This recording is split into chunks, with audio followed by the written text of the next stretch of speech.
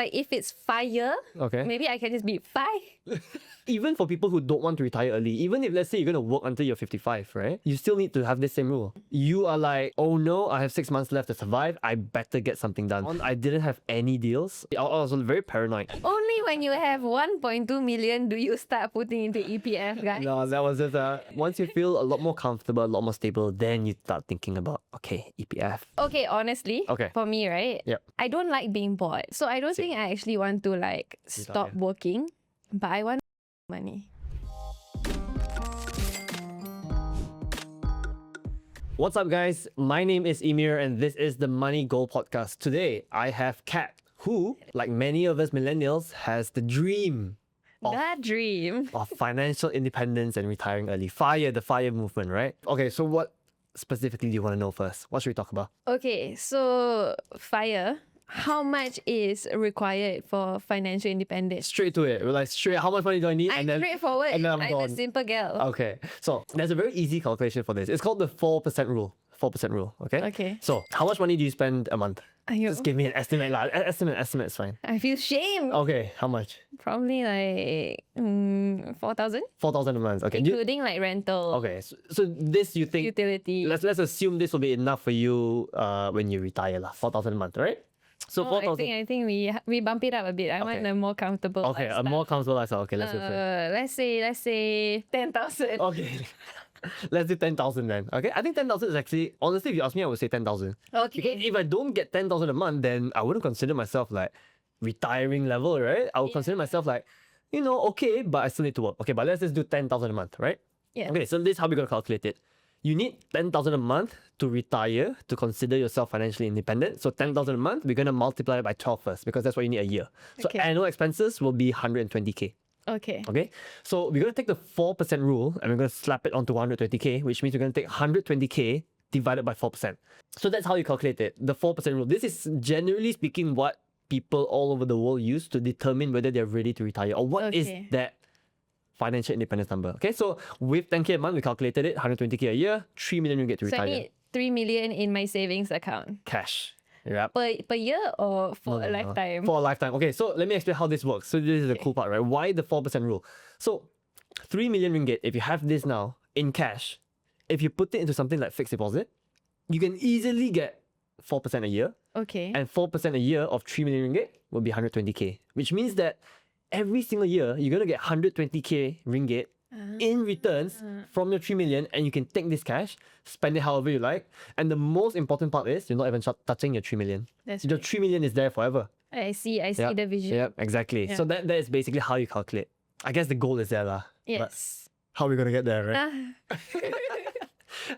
Yeah, I think that is the it's tough all part. about the journey. It's all about the the climb. Exactly, it's a climb. It's my favorite song recently. Yeah, I love it. But yeah, so Okay. are you there? Are you I don't. Maybe halfway? like if it's FIRE, Okay. maybe I can just be FI. You're not retiring early. Actually, yeah, even for people who don't want to retire early, even if let's say you're gonna work until you're 55, right? You still need to have this same rule. You Honestly, still need. 55 still seems quite young for retirement. Oh, what age are you planning to retire? I don't know. I think, okay, honestly, Okay. for me, right? Yep. I don't like being bored. So I don't think I actually want to like stop Retire. working, but I want. That's what everyone wants. That's Actually, right. this is a really good concept. I think, okay, when I was 18 years old, when I was just about to graduate, I was thinking, I was reading about all this FIRE stuff. You know, I was reading about how people retire early and stuff, and I was thinking, that's what I want. I want to retire at 25 years old. And I'm going to spend the next 40 years, like, you know, on the beach, right? But then I also had the same realization. What am I going to do if I retire? I, like you, don't like to be bored. I like to work. Which is, it sounds so sad, right? Workaholic. Yeah, no, like, Workaholics Anonymous right here. yeah, some people say, oh, I'll go travel the world, but after 1 year, it's like so boring, right? But yeah, that's exactly it. I think it's having that money saved up is not about retiring early, quitting your job, and I think it's like the Traveling the world. comfort of knowing that you'll be fine no matter what. exactly. Yeah. Yeah, I think that's what a lot of people are trying net, to. the safety net. If you want that, right? Honestly, I don't think you need like 3 million now. Lah. We don't have to use the 4% rule. We don't have to use the 4% rule because you want to continue working. So 4% is a very conservative sort of number that people use, assuming that you're really going to retire, lah, right? If you still expect an income, then you can use even 10%, let's say. So let's say if you need 120k a year, even having 1.2 million, honestly, it's not that bad. Casual 1.2 million. It's a no. casual. I mean, I'm sure everyone has that line Small around. change, small change. But how do I start to even achieve that? Yeah. I mean, okay. we know salaries in Malaysia have been not really, it hasn't kept up with inflation. Yep. So how do you even begin to? So you go back in time 10 years ago and you buy Bitcoin and then you're settled. I did buy some Bitcoin.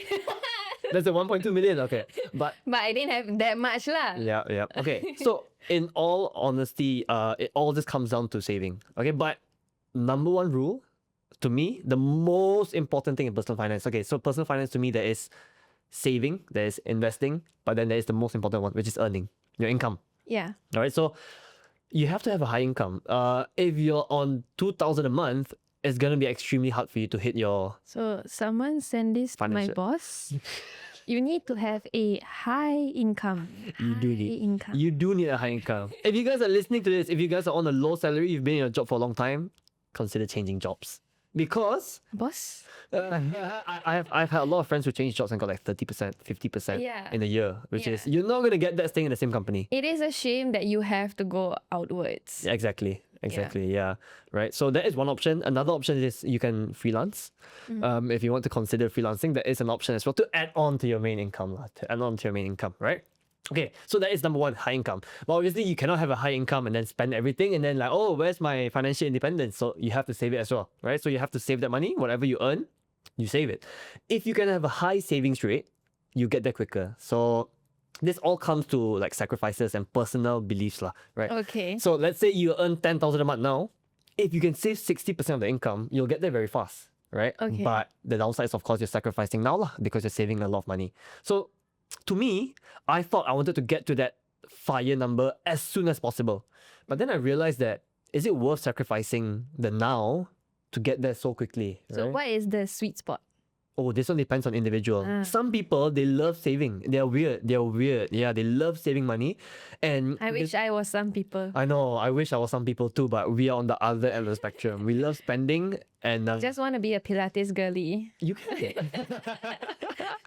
But if you save a lot now, you can get there quicker. Okay. If you save only 5%, 10%, then it's going to take you very long lah.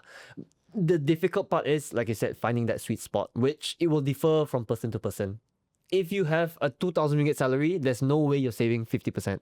Yeah. If you have a 50,000 ringgit salary, 50% is Ayo, easy. easy, right? Yeah, exactly. That's why I say it always comes back to income, right? That's one part. Okay, so realistically, Yep. obviously I don't have that high income and I'm sure a lot of people don't either. Yep. So what are other passive ways that one could like supplement their income? Okay, so one thing, I have a hot take. A lot of people say they want passive income. To me, there's no It's only active. there's no passive. The only passive income to me is investing. Okay. Yeah. So because, like I said, you can put it into fixed deposit, you get returns. Totally passive. I'm not doing anything at all, right? EPF pays me a dividend every year. Totally passive. Some people say you can create a YouTube channel and that's passive income. Who's making the video then? Someone has to make. Anything takes time. Exactly. We know exactly. And then some people say, oh, rental income is passive. They've obviously never had a tenant because I always call my tenant like, excuse me, uncle, my shower is broken. I need you to fix it. Not passive. So I think I would look away from the passive income. If you want to build it quicker, I would look at, we call it side income lah. Okay. Active income sources. So there are these days many things you can do. You can traditional business sell stuff, products and stuff. But to me, that's boring lah. I think for people our age, I'm sure you use What are exciting side gigs? TikTok. You use TikTok, right? Yes. Yeah, you can be a content creator. Alamak. I think a lot of people make a lot of money from content creation these days. Okay, I in 2020 decided to start a YouTube channel, and I quit my job after that in 2023. Oh. Yeah, so Well done. I know. Well done. It's really there are ups and downs. Maybe we should talk about freelancing as another topic one day. But Sure. but okay, so that is an option, and then there is stuff like affiliate marketing.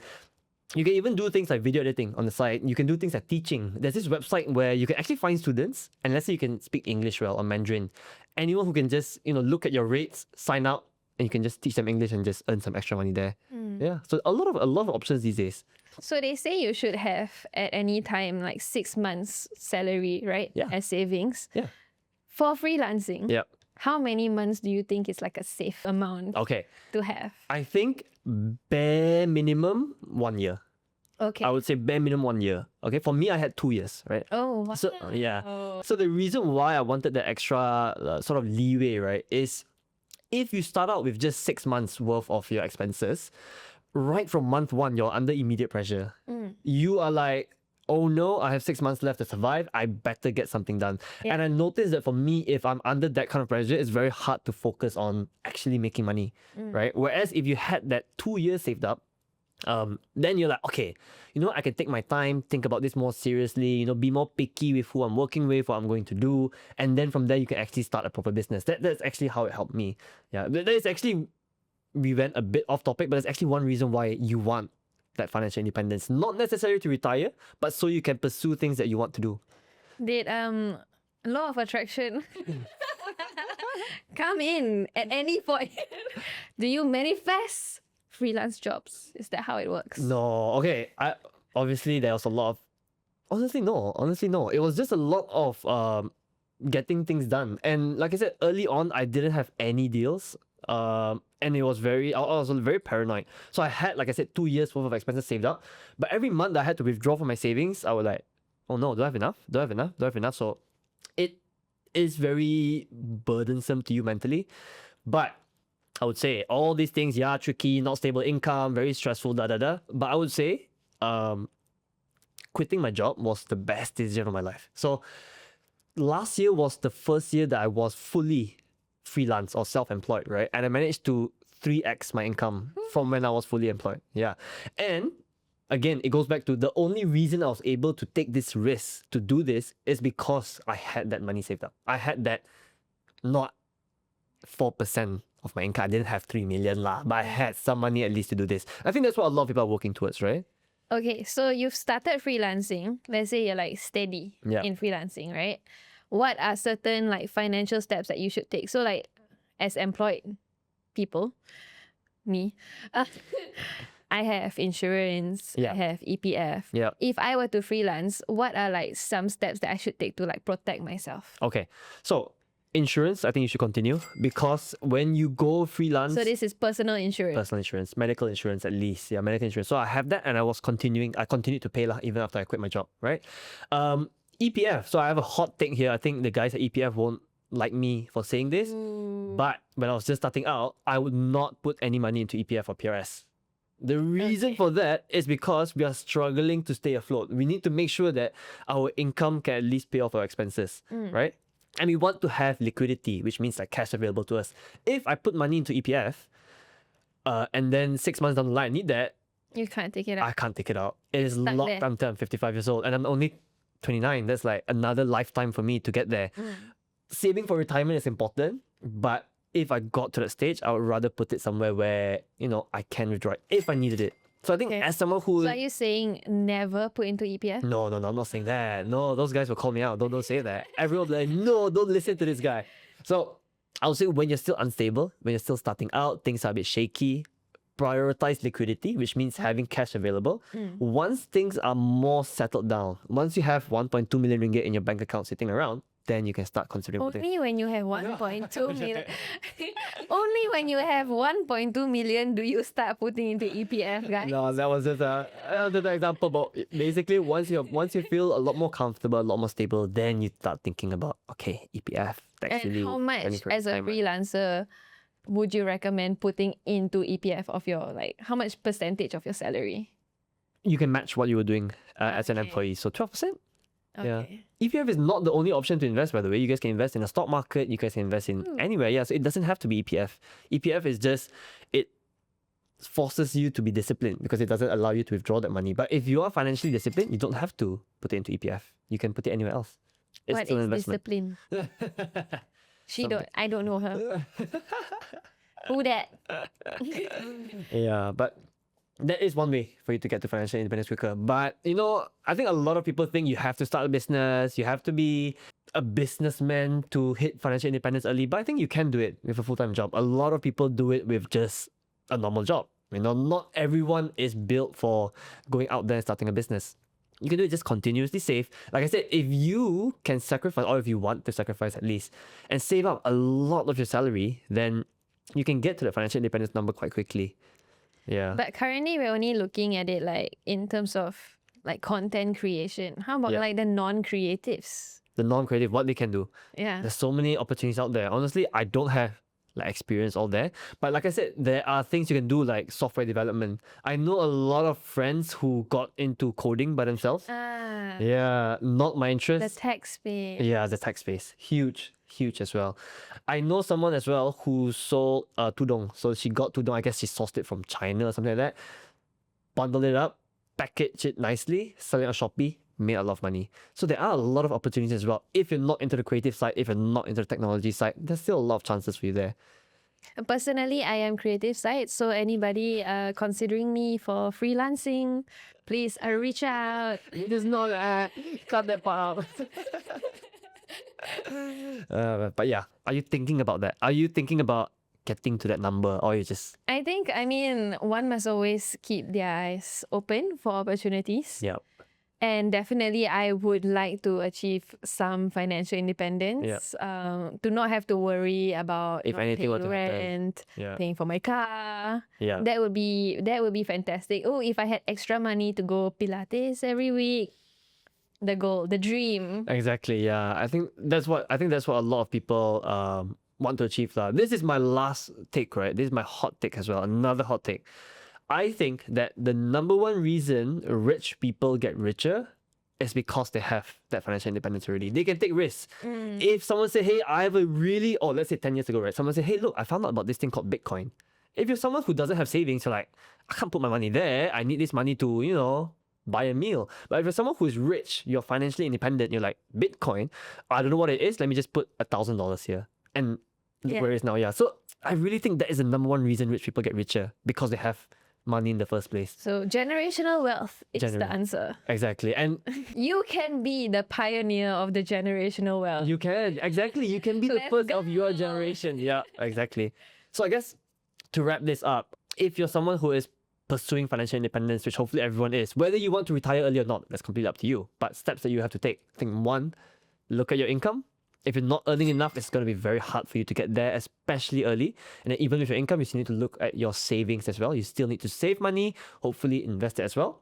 And if you guys want to know, takeaway, if you guys want to know how much money do you need so that you can retire and never work another day of your life if you wanted to, use the 4% rule. Your monthly expense, multiply it by 12 so you get your annual expense, and divide that by 4%. You will get that magic number that would mean that sit back, relax, you can be a Pilates teacher, you can watch TV all day if you wanted to. That's right. Yeah. All right, that's a wrap for today's Money Goal episode. Thank you so much, Kat. It was nice talking to you. See you guys in the next one. Thank you.